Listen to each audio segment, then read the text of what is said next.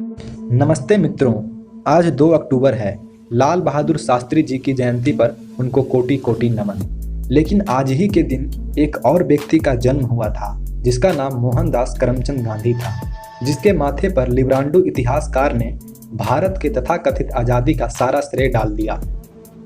किताबों में तो हमें पढ़ाया ही गया था, गाना तक निकाला गया, दे दी तूने आज़ादी बिना खड़ग बिना ढाल, साबरमती के संत तूने कर दिया कमाल। ऐसी घटिया संगीत मैंने आज तक नहीं सुना है। ये संगीत उन सभी लाखों क्रांतिकारियों का अपमान करता है जिन्होंने अपनी खून इस देश की मिट्टी में मिला दी थी ताकि भारत माता फिर से आज़ाद हो सकें। तो आइए नज़र डालते हैं गांधी की ऐसी घटनाओं पे जिसे जानकर आपको गांधी को महात्मा कहने में भी शर्म आएगी। पहली घटना, क्या आपको पता है गांधी शादीशुदा होने के बावजूद रविंद्रनाथ टैगोर की भांजी से यानी टैगोर की बहन की बेटी से प्यार करते थे। आपको जानकर हैरानी होगी कि गांधी को यह प्यार 50 साल की उम्र में हुई थी। इंसान की 50 साल में बूढ़ा का अवस्था शुरू हो जाता है, मतलब इंसान 50 साल में वृद्ध होना शुरू हो जाता है, हड्डियां कमजोर होना शुरू हो जाता है। और सबसे महत्वपूर्ण बात कि जो देश विदेशियों का गुलाम हो और वहाँ कोई व्यक्ति शादीशुदा होने के बावजूद 50 साल की उम्र में इश्क लड़ा रहा हो तो वह व्यक्ति आज़ादी का मतवाला नहीं, उसे अय्यासी का मतवाला कहेंगे। टैगोर की भांजी का नाम सरला देवी चौधरानी था और सरला देवी की भी शादी हो चुकी थी। गांधी की भी शादी हो चुकी थी, गांधी का तो बच्चे भी हो चुके थे।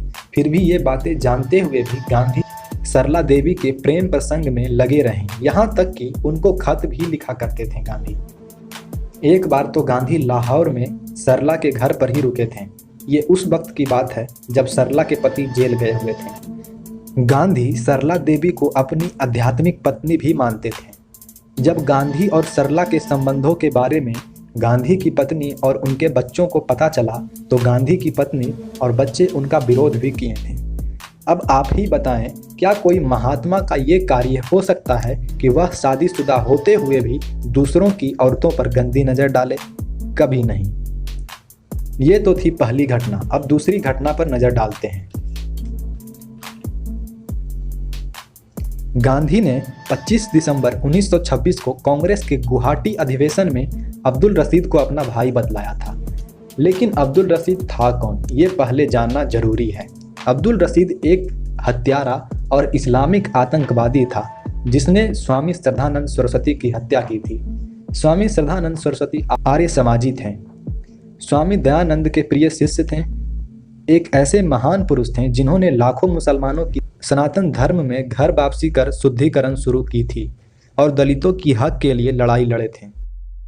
उस हत्यारे को गांधी ने न केवल अपना भाई बताया बल्कि उसकी फांसी को रोकने के लिए अनुरोध भी किया था।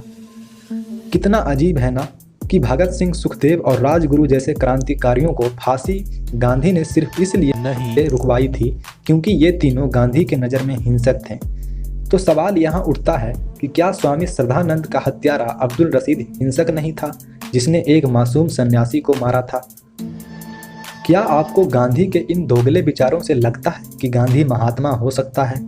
कभी नहीं। ये थी दूसरी घटना। अब तीसरी घटना पर नज़र डालते हैं। इस घटना में वीर सावरकर जी ने गांधी की दोगली अहिंसक नीति की पोल पट्टी खोल दी थी। वीर सावरकर जी की एक पुस्तक आई थी 1927 में जिसमें वे कहते हैं कि गांधी के अहिंसा वाली नीति के दो चेहरे थे।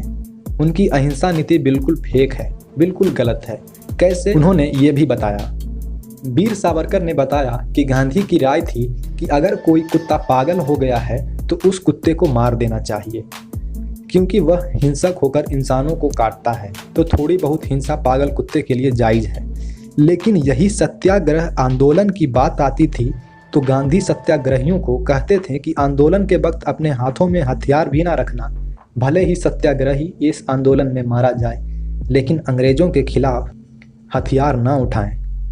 ऐसी तो दोगली अहिंसक नीति थी गांधी की। कुत्ते का काटना गांधी को हिंसा लगता था लेकिन अंग्रेजों द्वारा आंदोलनकारियों को मारना गांधी को हिंसा नहीं लगता था। भारत में अहिंसा के पैरोकार हमेशा ये कहते थे कि अंग्रेजों के खिलाफ हिंसा ना करो, अहिंसक तरीके से आंदोलन करो। लेकिन वही लोग तुरंत बाद ये कहने लगे कि भारतीयों को ब्रिटिश आर्मी ज्वाइन कर लेना चाहिए और जर्मन के खिलाफ उनका मतलब अंग्रेजों का इस लड़ाई में साथ देना चाहिए। जर्मन निवासी को मारना इनके लिए हिंसा नहीं थी, लेकिन अंग्रेजों को मारना जो हमारे देश में अत्याचार कर रहे थे, लूट रहे थे हमारे देश को, उनको मारना इनके लिए हिंसा हो गई थी। बाहरे अहिंसा के पुजारियों। ये थी तीसरी घटना। अब चौथी पे नजर डालते हैं, जिसके कारण नाथूराम गोडसे जी को गुस्सा आया था और उसी वजह से गांधी को उन्होंने गोली मारी थी। भारत का विभाजन हो चुका था। हिंदुओं का कत्लेआम तो भारत विभाजन के पहले से ही हो रहा था, लेकिन जब पाकिस्तान बना तो पाकिस्तान में हिंदुओं और सिखों का कत्लेआम होना और तेजी से हो गया। हिंदुस्तान से ट्रेनों में मुसलमान भरकर पाकिस्तान जाते थे, तो पाकिस्तान से ट्रेनों में हिंदू और सिखों का भरा लाश आता था। हिंदू औरतों और सिख औरतों का बलात्कार हो रहा था, सड़कों पर बलात्कार हो रहा था, ट्रेनों में माँ बहन बेटियों की अधनंगी लाशें आ रही थी। हिंदुओं और सिखों का सब्र टूट चुका था।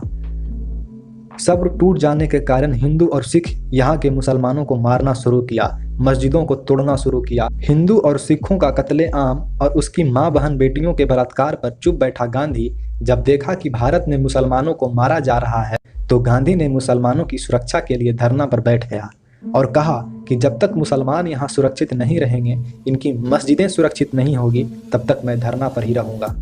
सवाल तो यहाँ यह उठता है कि गांधी को हिंदुओं का नरसंहार क्यों नहीं दिखता था? क्या गांधी हिंदुओं के लिए अंधा और बहरा हो चुका था? गांधी को गिरते मस्जिदें तो दिखाई दे रही थी, लेकिन टूटते मंदिर क्यों नहीं दिख रहे थे? और हिंदू औरतों का बलात्कार क्यों नहीं दिख रहा था? गांधी जी कितना अज्ञानी थे, ये तो इसी से पता चलता है कि जिस गीता जी को हाथ में लेकर वो अहिंसा की बातें करते थे, उसी को सुनकर अर्जुन ने अपने शस्त्र उठाए थे और अधर्मियों का वध कर धर्म की स्थापना की थी। गांधी की ऐसी कई गलतियां थी जो ज्यादातर लोग जानते हैं, जैसे कि पाकिस्तान को 55 करोड़ रुपए देने के लिए भूख हड़ताल करना, मंदिरों में नमाज पढ़वाना, हिंदू शास्त्रों की गलत व्याख्या करके लोगों को बताना जैसे ईश्वर अल्लाह तेरो नाम, हिंदुओं के नरसंहार पर चुप बैठना, पाकिस्तान से आए हिंदू शरणार्थी को मस्जिदों से बाहर निकलवाना।